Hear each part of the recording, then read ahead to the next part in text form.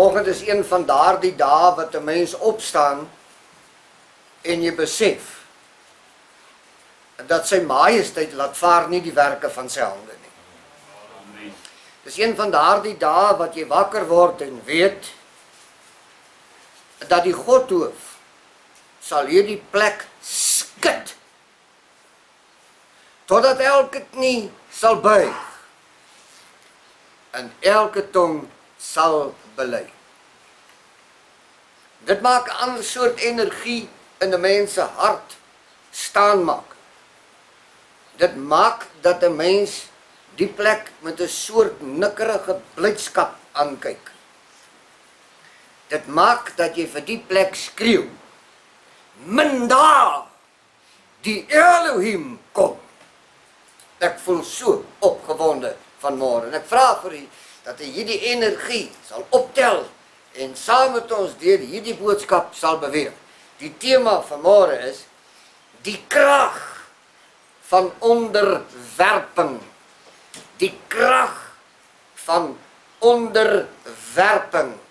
Nou, daar's twee onderwerpings. Een is 'n onderwerp waaroor ons praat en die ander een is onderwerp om jou knie te buig en op jou knie te loop staan en in jou hart te bely dat hy die majesteit van die hoogte is. Om te kan sê, daar's geen ander krag, geen ander majesteit, geen ander heerlikheid as net hy alleen nie. Dis die ander onderwerpe. Nou ons gaan vanmôre so 'n bietjie met hom praat en dan gaan ek vir u wys waarom is dit belangrik dat ons die krag van onderwerping moet verstaan. Want in die tyd waarin ons is, in hierdie spesifieke tyd geleef, is dit lewensbelangrik.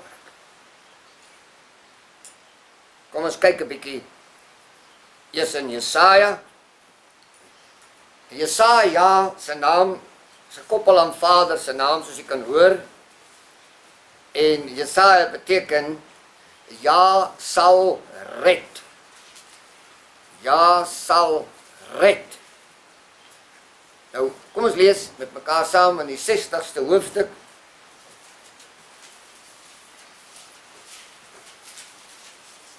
Ons lees twee verse. Vers 1 en vers 2. Hoor hierdie. Hy is nogal in swart geskrywe.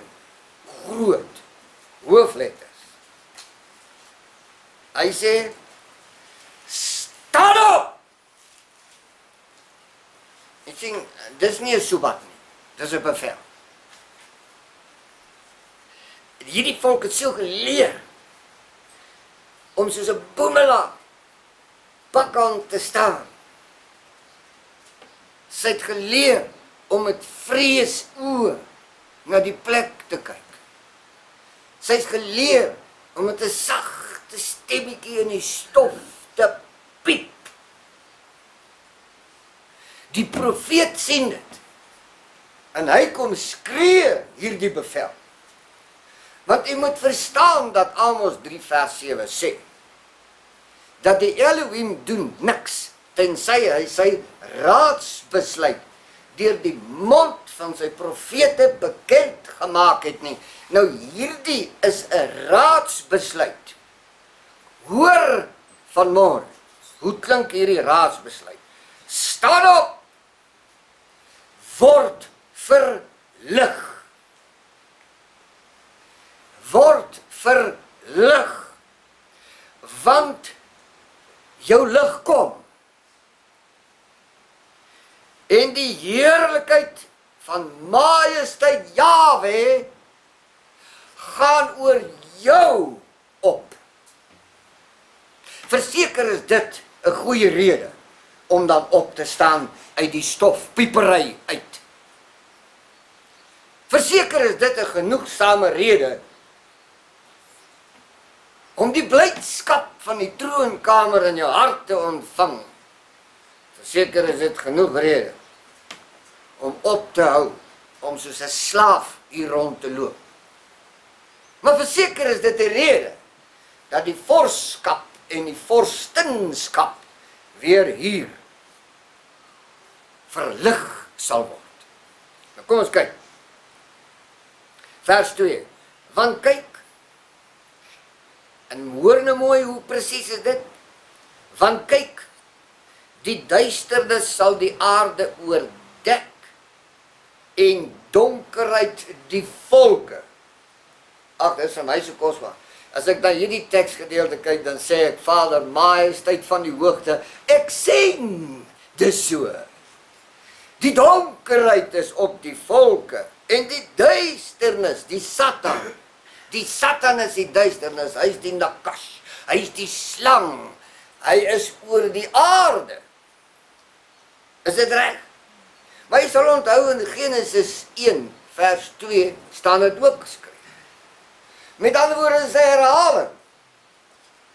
En die aarde was in duisternis gehul. Het jy dit gelees in Genesis 1, vers 2? Het jy?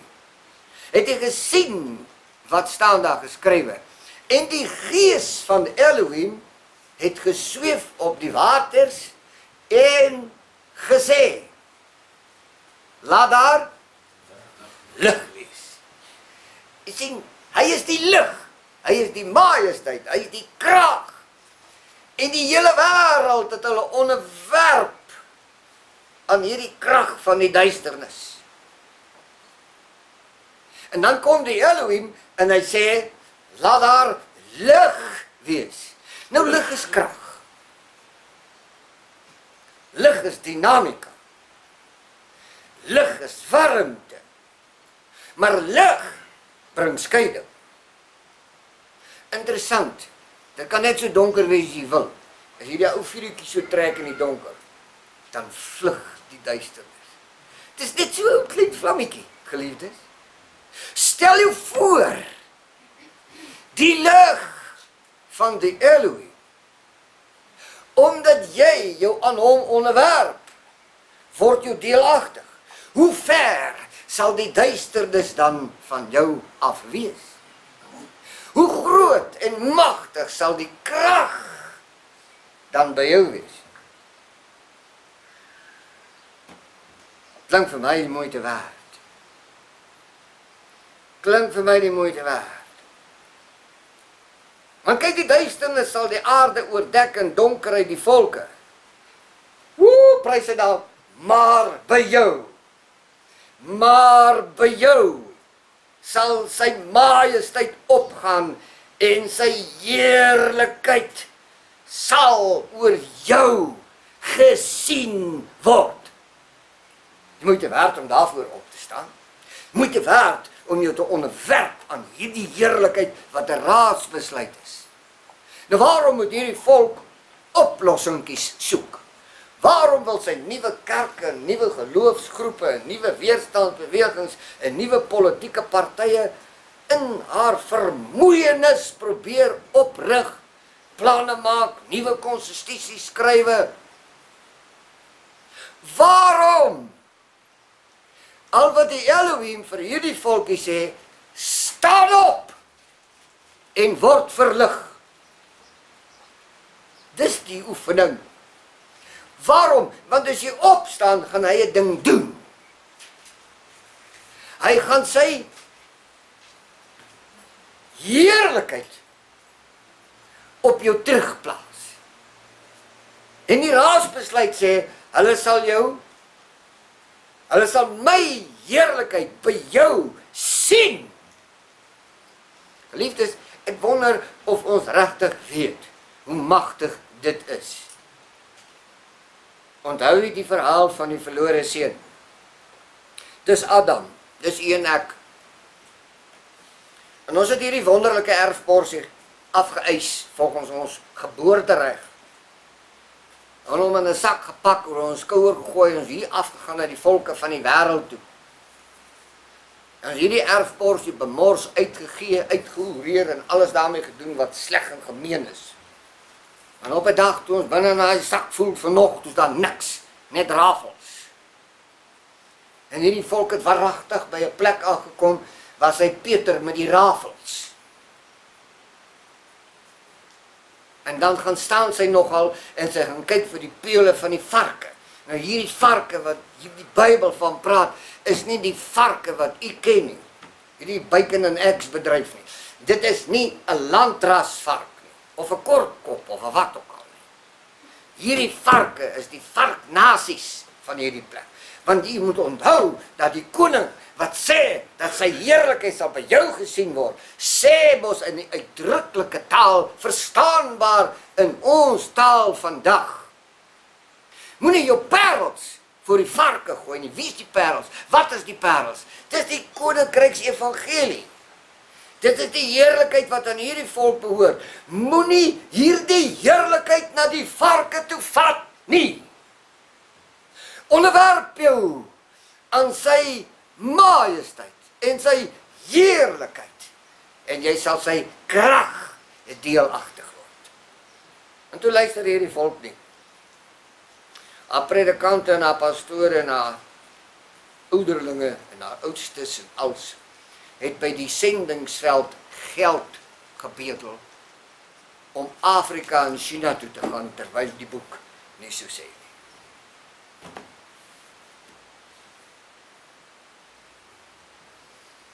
Dit is nie wat die koning gesê nie. Hy het gesê, jy wat ek uitverkies het, staan op en word verlig. Hy het nie gesê met my lig die kant toe vat nie. Hy sê dan die aarde het vol geword van die duisternis, net soos nou. Maar wat is in hierdie tyd nodig? Om in vrees te wees oor die ding. Daarom sê ek vanmôre vir die onderwerping aan die krag en die lig van sy majesteit alleen is die oplossing. Gaan ons nou 'n poeierkwasbedryfie word hier? 'n poeierkwasbrigade? Nee, ek sien nie die ding nie. Ek sien hom nie so nie. Wat verkondig ek vanmôre? Geweld? Nee, die geweld wat jy en ek kan bewerk en bedink, kan nie die plek skud nie. Daarom sê sy majesteit, nie deur krag of geweld nie, maar deur my gees. Want wat doen sy gees? Sy gees sê, laat daar lig wees. En waar val die lig? Die lig val op sy volk. En wat doen die res van die plek? Hulle wyk weg. Dis die moeite werd om jou te onderwerp aan hom. Want ons boodskap is die krag van onderwerping. Kom ons speel net na die ander kant toe. Hierdie volk is geleer om haar te onderwerp aan 'n vreemde gesag wat met sy majesteit niks te doen het. En toe word dit donker in haar hart. Sy het 'n onderwerp aan 'n krag wat sy majesteit se naam nie heilig nie. Sy het 'n onderwerp aan 'n krag wat al die insettinge en die verordeninge en die wette en die spesiale reëls en regulasies vir 'n koninklike priesterskap tersyde gestel het. En hierdie volk sit in 'n duisternis vasgevang. Maar nou dat ons dit verstaan, nou dat ons dit besef, nou gaan ons nie oor in selfbejammering nie.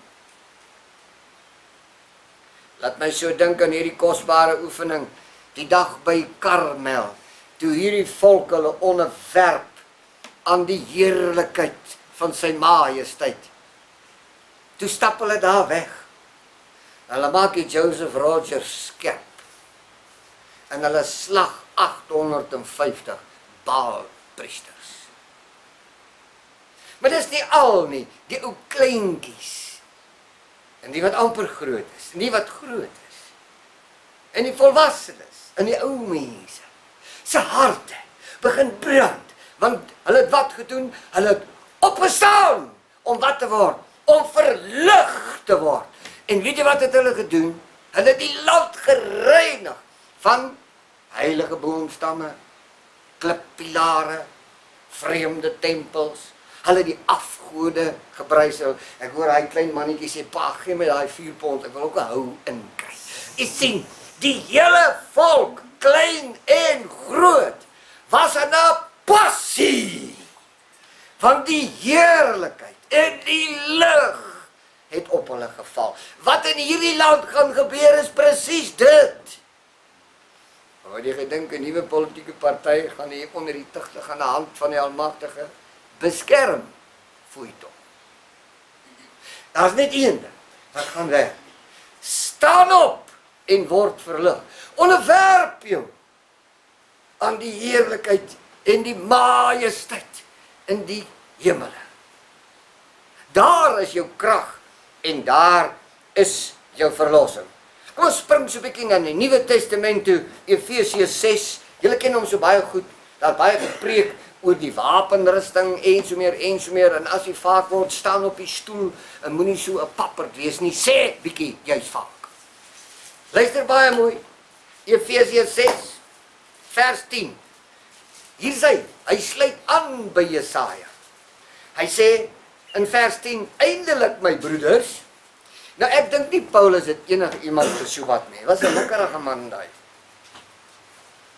Onthou jy die geskit van die kettinge daar na Agrippa se paleis? Hy was vol van die krag en die heerlikheid van die Elohim. Hy sê vir hulle, eindelik my broeders, word kragtig in majesteit. Ja, wat sê hy? Hy sien die broer sleepvoet. Hy sien die broer se skouers hang. Hy sien hulle vingers sleep slootjies in die stof, so krom loop hulle vanweë die tyd waar hulle was. En ek sien dieselfde ding met hierdie volk aan die gang. Ek dink hy het hulle ore geskreeu. Broeders, word kragtig in sy majesteit. 'n Mens kan dieselfde ding vanmôre roep. En in die krag van sy sterkte. Dis vir my mooi. Word kragtig in sy majesteit. En in die krag van sy sterkte. Moet ons nou praat vanmôre oor sy sterkte. Jy weet die dag toe Moses met die volk by die Rooi See aankom. Dit staan nou nie in die Bybel geskrywe. Daar staan net geskrywe, Moses was benoud en hy tot die Elohim geroep. En ek weet wat het hy geroep, die majesteit, het u opgemerk op die roete wat u ons gesit het, is nou 'n Rooi See. En die stof wat hier agter uitslaan is Egiptenare, kom ons haal vir nog 400 jaar. En ek hoor sy majesteit sê, hoekom skree jy op my? Het ek nie vir jou gesê, ek sal met jou wees nie. Jy sien, dis die probleem. Ons verstaan dit nie, ons onderwerp ons nie aan daardie, elke keer as ons by 'n omstandigheid aankom, dan onderwerp ons aan die omstandigheid. Net soos Moses, net soos die volk.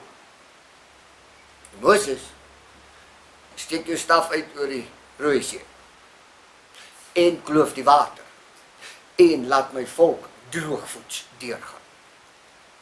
Dis hy in aksie. Dis dieselfde Elohim. Moses se Elohim is die boervolk se Elohim. Dis die kinders van hierdie volk se Elohim en hy sê, staan op en word verlig. Om watter rede sleep ons voet? Om watter rede wil u nie vanmôre wat hier sit en wat hierdie boodskap sal luister? Waarom wil u nie onderwerp aan hierdie heerlikheid nie? Waarom? Wil jy gaan nie dan nou minder werd wees? Inteendeel. Inteendeel. Wanneer koning Dawid sy pa tot vervelings toe soepat, dis nou Isaïe, om 'n bietjie te gaan oorlog kyk. Sy pa sê, gaan was skaap op, jy's 'n kind. Oorlogs groot mense. En dan hoor ek, ons noem het nou maar 'n Saterdagmôre, want Saterdag werk mense nie. Maar hy sê, pa, kan ek nie vanmôre 'n bietjie gaan oorlog kyk? As jy vat sommer hierdie kase saam vir jou broers. Ek praat met jou vanmôre, want jy sit in dieselfde situasie. En wanneer hy oor hierdie randjie geloop kom, dan sien hy niemand maak oorlog. Die hele weermag van Israel sit daar in die koelte. En die offisiere sit in die gazebo's. En hulle suig aan 'n ingevoerde Havanaitjie. En oorkant staan 'n carryball. Hy vloek hierdie weermag. U moet verstaan wat ek vanmôre weer, ek skilder vir u 'n prentjie. En hierdie bloedgekookte volk oor wie die verbond uitgeroep is in die suidpunt van Afrika, doen presies dieselfde. Sy staan nie op nie, sy word nie verlig nie, sy onderwerp haar nie aan die autoriteit en die krag van die hoogte nie. En die kerrybolle vloek die leeuskare. Waar is julle? Lang leef Allah! 'n Mens kan dit nie veen gaan. Hoekom kan hierdie volk, waarvan die skrifte so skryf, in so 'n toestand verval, dat sy nie opstaan en verlig word nie? Waarom nie? 2 Kronieke 16 vers 9. Ek sal vir u vertel waarom nie vanmôre. 2 Kronieke 16 vers 9, as jy hom soek, hy is net na Genesis in die Bybel. 2 Kronieke 16 vers 9. Want hoor wat sê sy majesteit. Hoor, want die Elohim, sy oë deurloop die hele aarde, om diegene kragtig te steun, wie se hart onverdeeld op hom gerig is. So sy oog kyk rond op die aarde en hy soek na die wie se harte onverdeeld op hom gerig is. Van my baie kosbaar. Dit sluit aan.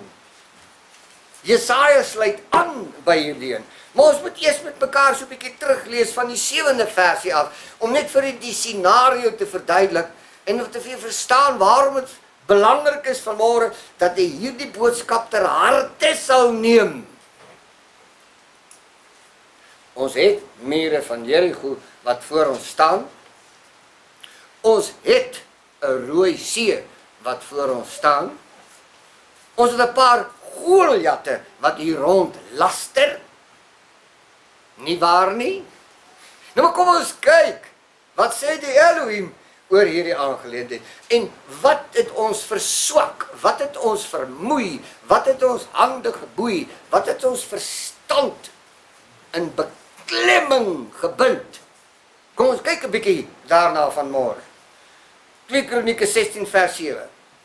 In die tyd het die siener Hanani na Asa, die koning van Juda. Nou Asa is nou een van die konings van Juda. Gekom en aan hom gesê, hoor mooi, wat sê hy vir hom?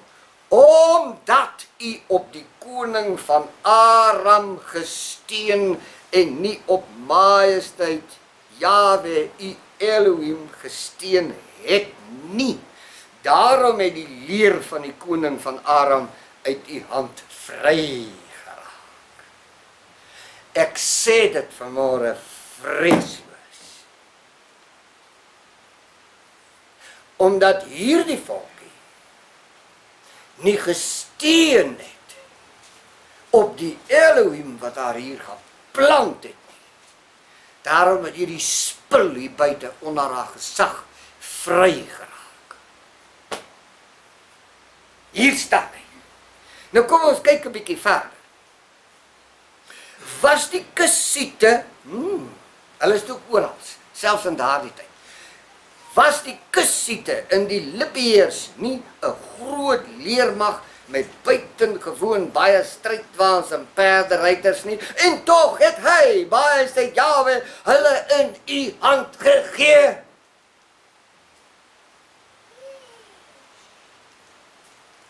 Hoor ek verbasing vanmôre? Hoor ek? Omdat u op majesteit Jahwe gesteun het. Jy sien, ons staan nie op om verlig te word nie. Ons onderwerp ons nie aan die krag van die heerlikheid van die hoogte wat aan ons bekend gemaak is nie. Ons sê, ons staan, hier is nie Bybel geskrywe. Ons verstaan ons wonderlike dinge wat daar geskrywe is en so meer. Maar ons wil net gou hier 'n nuwe kerk en 'n nuwe politieke party stig vir ingeval. Vir ingeval u plan nie werk nie. Jy sien. En toe werk ons planne nie. Maar het kan nie werk. Dis net hy wat alleen die gesag is. En nou vandag is die Libiërs en die Kusiete ons baase. Hoekom? Ons het opgehou om te steun op sy krag en sy maag, opgehou om ons om te onderwerp. Mag ek je 'n klein kort verhaaltjie vertel?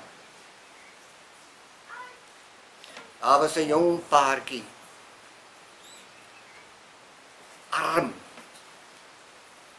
En hulle het 'n ou dogtertjie gehad wat met 'n seldsame siekte gebore is.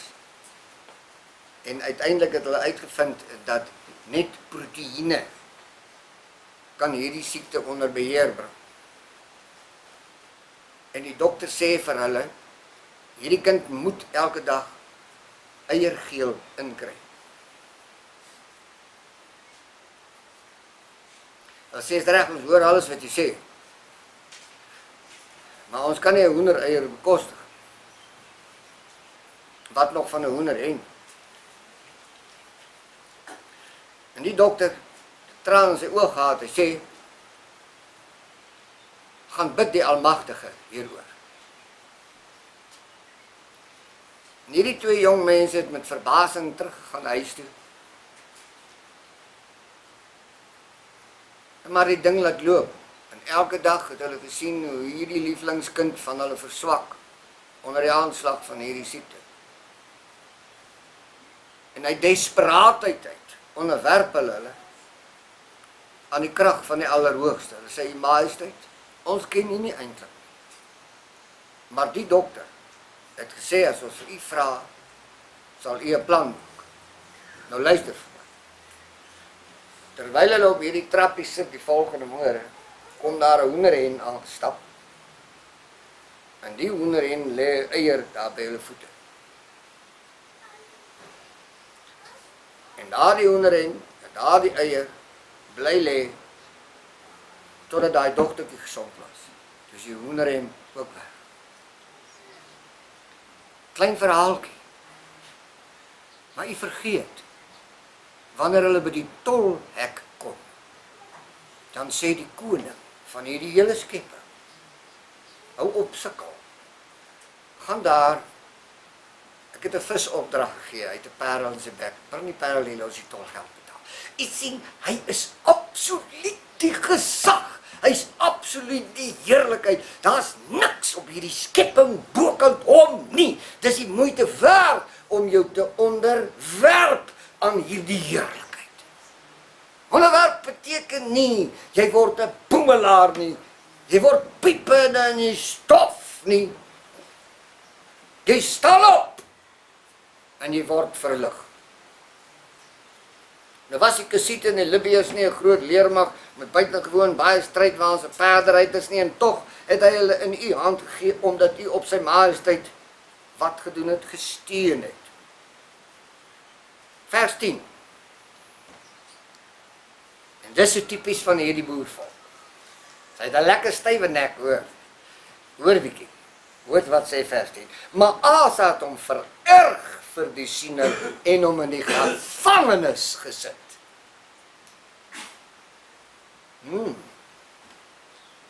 Hoe klink hy? Ja. Want hy was hieroor woedend op hom. Dis al raak gevat, nee. Nie waar nie. Word hy ook woedend vanmôre? Die ding is hier. Oor ons. Hoekom? Want ons het opgehou om op hom te steun. Ons het nie opgestaan en verlig geword nie. Nou skryf ons lang artikels in die koerante en ons maak planne en die ouens kerm hier op Facebook dag na dag oor hierdie toestand, maar niemand staan op om verlig te word nie. En eintlik is ons bietjie kwaad hier. As iemand kom sê, dis julle probleem, gooi hom in die tronk, ban hom uit die sinagoge, verwyder hom uit die gesprekke uit. Dis mos aan die orde van die dag. Ook het Asa in dieselfde tyd sommige uit die volk verdruk. Dis nou baie interessant, is dit nie? Dis nou baie interessant. wanneer hierdie waarheid gepredik word, dan kies Asa sommer om wat te doen? Om die volk 'n bietjie te verdruk, net om vir hulle te vertel, ek is die koning hier rond. Geliefdes, ons moet haast klaar maak, maar ek wil vir u net vat op 'n kort paadjie vanmôre. U sien, ons hoop is in die troonkamer. Ons hoop is die Elohim. Ons hoop is die majesteit wat alles geskape het. Ons hoop is die grootste krag bekend in die heel. Ons hoop kan nie gesetel wees in die vlees nie. Ons hoop kan nie gesetel wees in een of ander briljante idee nie. Ons hoop is gesetel in die troonkamer. En ons moet hom roep, soos koning Dawid hom geroep het. Ek slaan my oë op na die berge. Hy kyk eers na die berge, hierdie koninkryke wat om is, en hy sê, waar sal my hulp vandaan kom? Nie van hierdie koninkryke nie, maar van Jahwe, die Elohim van die hemel en die aarde. Hoe mooi, hy onderwerp hom, net soos die dag daar by die slagveld. Lag. Hierdie Filistyn lag, nee. Foei toch. Jy kom alleen nie nou toe. Hy sê, nee, ek kom nie alleen nie. Ek kom in die naam van Jahwe, van die leerskade. Halleluja. Jy gaan val, man. Hy staan op, en hy word verlig. Hy word bekragtig. Liefdes, dis ons oplossing. Vir jare en jare en jare word hierdie volk bepreek. Sy is sondig, sy is niks werd nie. Sy is sommer 'n ou boemelaar besigheid. Sy is 'n heiden. Sy is verkoop onder die nasies vir niks. Ek hoor die Elohim sê, dit is so, maar ek sal julle sonder geld terugkoop. Jy sien, hierdie volk is kosbaar. Hierdie volk is die dinamika van die deel van die hart van die Elohim. Om wat 'n rede? Om wat 'n rede? Kan ons nie op hom steun nie. Hebreërs 6 vers 17. Kom ons lees dit 'n keer met mekaar saam. Hebreërs 6 vers 17. Daarom het Elohim, omdat hy nog kragtiger aan die erfgename van die belofte. Ag, kom nou so ou bietjie. Dis tog u waarvan ek praat. U is tog wat? U is die erfgename van die belofte. Sê bietjie halleluja, ek hoor of julle nog hier is. Halleluja. Ja, dis dit dierbaar. Hoor 'n bietjie.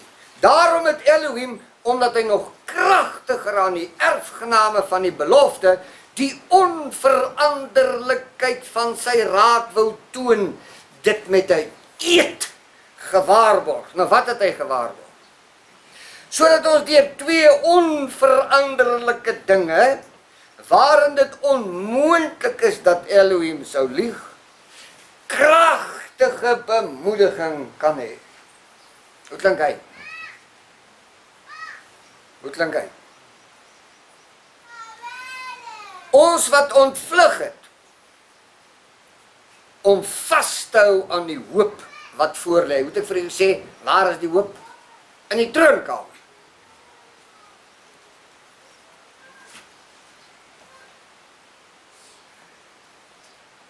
Luister geliefdes. Ek sê dit met groot deernis en ek sê nie dat u nie voorsiening moet maak nie. Ek sê dit nooit. Maar as u hoof op boeliebie van kerse is, en die tyd wat voor lê, het u maar 'n ou slegte hoopie. Ek sê nie, u moet nie voorsiening maak, maar u hoop moet nie daarop wees. U moet opstaan en verlig word. U moet verstaan dat die Elohim met hierdie ding gereël. Maar hy wag vir ons om op te staan. Dan reël hy dit verder. Deuteronomium 28 vers 10 sê vir ons 'n wonderlike woord.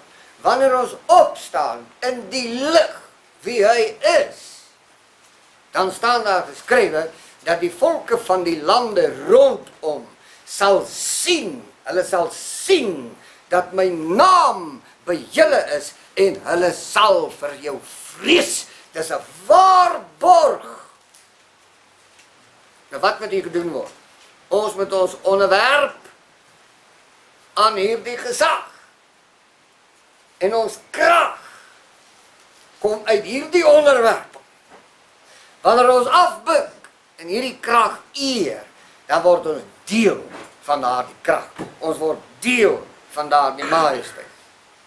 Vers 19, en ons het dit as 'n anker van die siel, wat veilig en vas is, en ingaan tot binnekant die voorhangsel. Jy weet, dit is vir my die kosbaarste sê ding, hierdie verse 19.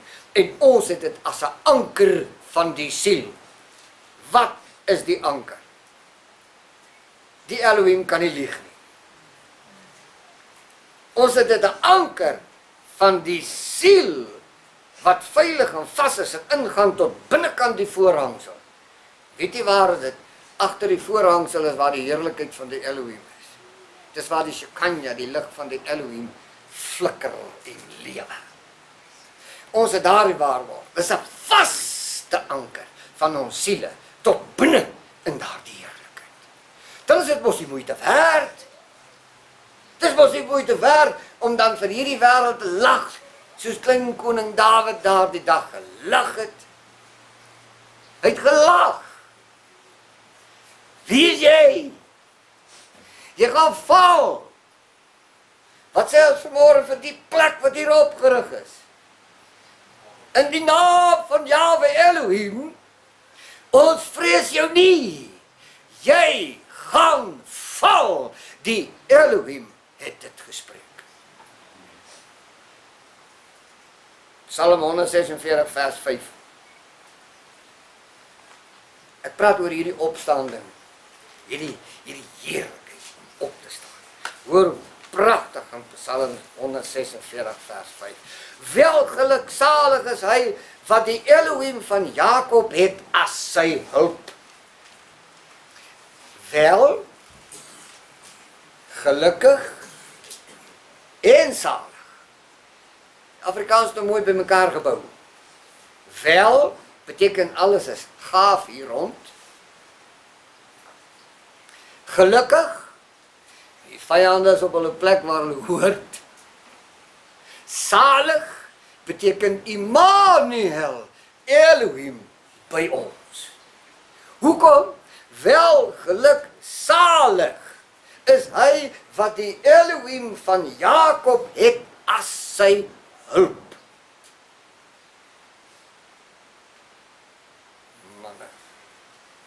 Wie se hoop is op majesteit Jahwe van die hoogte, wat hemel en aarde gemaak het, die see en alles wat daarin is, wat trou bly tot in ewigheid, wat aan die verdruktes reg doen. Nie aan Ellen Boesak nie, kom nou. Hy is nie verdruk nie, jy is verdruk. Jy is beroof van jou land, jy is beroof van jou identiteit, jy is beroof van jou geesgoedere, jy is beroof van jou kultuurgoedere, jy is arm en naak, jy is uitgetrek. Omdat jy nie op die Elohim gesteun het. Maar hier is hy, wat aan die verdruktes reg doen, wat aan die hongeres brood gee. Sy majesteit maak die gevangenes los. Ek maak 'n beroep vanmôre op hierdie gemeente en na almal wat na hierdie materiaal gaan kyk. Gaan kyk in jou lewe. Is jy ergens gebind? Is daar 'n ketting in jou lewe wat jy saamsleep? Onderwerp jou aan die gesag van sy majesteit. Want hierdie belofte sê, sy majesteit maak die gevangenes los. As hierdie plek jou gemoed geboei het, gaan hom toe. Hy maak jou los. As hierdie plek 'n ding aan jou enkel vasgemaak het, gaan onderwerp jou aan die gesag van die Allerhoogste. Hy maak dit los. Is daar 'n diep droefheid in jou hart, wat jou afbuk en jou laat swaar kry, wat jou laat piep in die stof, gaan na die Elohim toe. Hy maak daardie binding los. Hy sê, ek sal in die plek van droefheid vir jou vreugde olie gee. Hy maak jou los, man, hy bekragtig jou, hy bemagtig jou. Hoe kosbaar is. Sy majesteit open die oë van die blindes.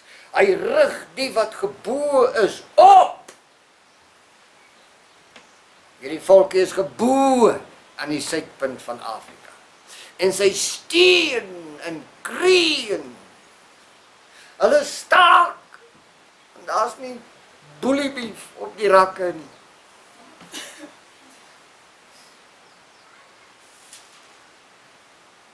Jy lag vir my.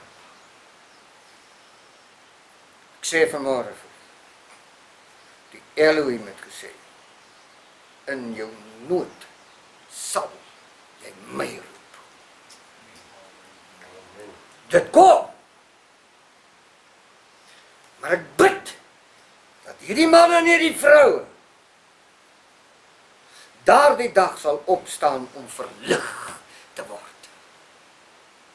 Want hy sê, en ek sal jou uitred. Waarvoor wag sy majesteit? Waarvoor wag hy? Vir ons om op te staan. Ons wag dat hy ons omstandigheid moet verbeter. Weet jy, hy gaan dit nie doen nie. Hy wag dat ons opstaan om verlig te word. Hy gaan nie die omstandigheid verander nie. Dan kon hy mos net sowel sy volk in Egipte land gelos het, net die omstandigheid verander. Maar toe hulle opstaan om verlig te word, toe is hulle uit die omstandigheid. En toe word die plek daar agter 'n pynhoop, hy's vandag nog 'n pynhoop. Jy moet jou onderwerp aan die krag van sy majesteit. Die Elohim boet vreemdelinge. Dis nou nie die vreemdelinge wat jy aan dink nie, die wat vervreem is. Wat Paulus het dit so mooi saamgevat in Efesiërs 2. Die wat vreemdelinge geword het. Vervreem van die burgerskap van Israel. Sonder hulp en sonder genade in hierdie wêreld. Hy behoed die vreemdelinge. Hy stuur Paulus na hulle toe, hy sê, weet julle wie is julle? Nee, vertel ons. Kom hulle tot bekeer. As hierdie boervolk net wil weet, sy is die gemeente van Jahwe Elohim. Dat sy moet opstaan onder daardie wete en verlig word. Want gaan jy daar 'n hardloper hier buitekant sien. Vader, dis sy sal die onrein gees uit die land uit laat wegtrek.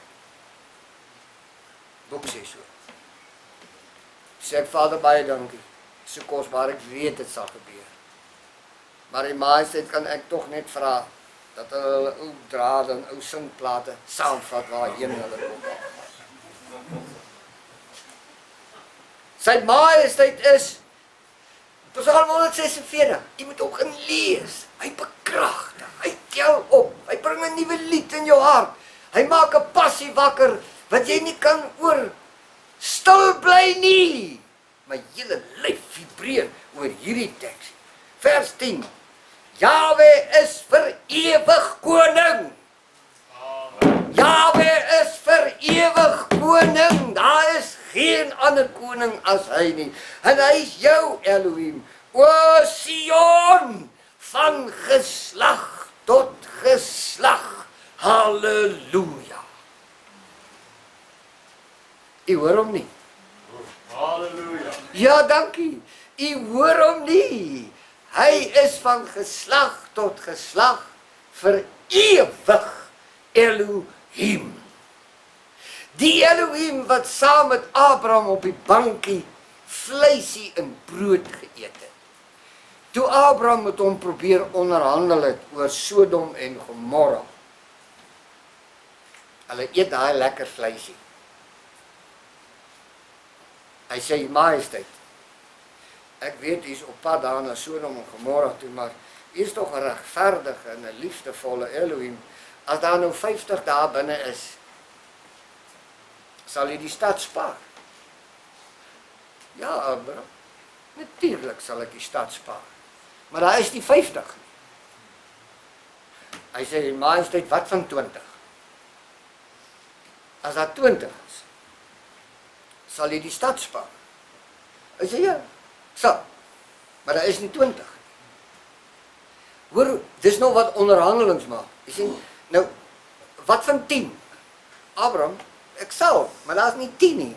Abraham, hou op om te onderhandel, daar is nie eers 1 nie. en lot haal ek daar uit terwille van jou. U hoor nie wat ek vanmôre vir u sê nie. Terwille van jou wat opstaan om verlig te word,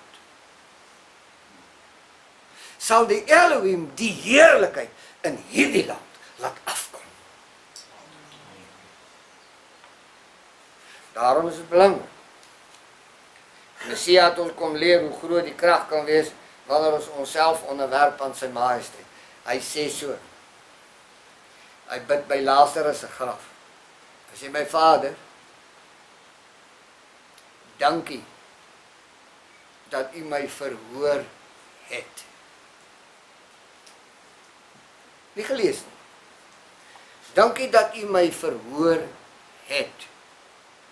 Jy sien, wanneer 'n mens jou onderwerp aan die gesag van die Elohim, weet jy word verhoor. Nie? Nou wat is dit nou? Wat is dit nou met die seuns en die dogters van die Elohim wat bely dat hy is die majesteit van die hoogte, maar hulle het dit nie? Dis ons. Ons het dit nie. Weet jy waarom? Ons het nie opgestaan om verlig te word nie. Ek wil afsluit. Sy majesteit het die glorie en die heerlikheid van die troonkamer verlaat om vir ons te kom wys hoe kosbaar is ons. Nie.